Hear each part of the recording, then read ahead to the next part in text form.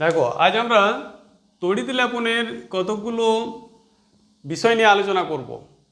দেখো তড়িৎ লেপনে যে ধাতুর প্রলেপ দেওয়া হবে তাকে অ্যানোড হিসাবে ব্যবহার করতে হয়, অ্যানোড হিসাবে ব্যবহার করতে হয়।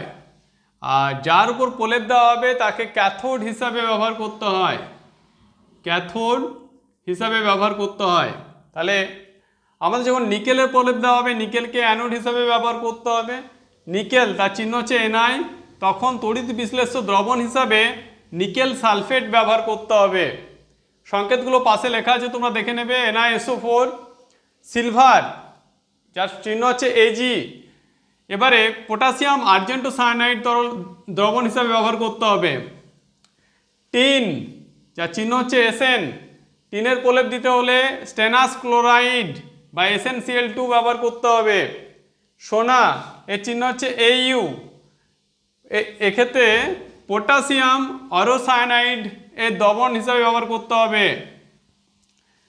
ক্রোমিয়াম যার চিহ্ন হচ্ছে Cr, ক্রোমিয়ামের প্রলেপ দিতে হলে ক্রোমিক সালফেট ব্যবহার করতে হবে।